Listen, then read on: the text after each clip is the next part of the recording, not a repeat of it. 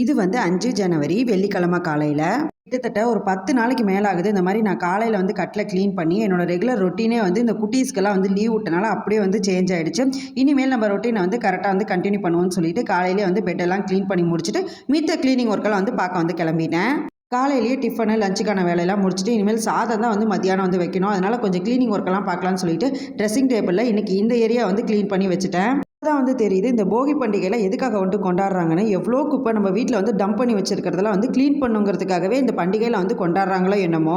இந்த குட்டீஸை கவர் பண்ணுங்கிறதுக்காகவே இந்த டாட்டா குழுக்களை வந்து இந்த ட்ரிங்கை ஜெல்லி மாதிரியே வந்து ரெடி பண்ணியிருக்காங்க. எப்படியோ வந்து இன்றைக்கி அவங்க அத்தை வந்து இன்றைக்கி வந்து வாங்கி கொண்டு வந்து கொடுத்துட்டாங்க. 10 ரூபாய்க்கு வந்து ஒருத்தன் தான் வந்து சொல்லுவேன். தோசைக்குன்னு மாவு அரைச்சி வச்சுட்டாலே கண்டிப்பாக வந்து இந்த மிளகா சட்னியோ இல்லை தக்காளி சட்னியோ அந்த மாதிரி காரசாரமாக ஒரு சட்னி வந்து அரைச்சி வச்சுருவேன். அப்போ தான் வந்து எந்த குழம்பு வச்சாலும் இல்லைனா தேங்காய் சட்னி அரைச்சா கூட நம்ம அது கூட தொட்டு மேனேஜ் பண்ணி சாப்பிட்றதுக்கு கொஞ்சம் ஈஸியாக இருக்கும். நல்ல காரசாரமான சட்னியோட இன்றைக்கான நாள் வந்து சூப்பராக வந்து முடிஞ்சுது.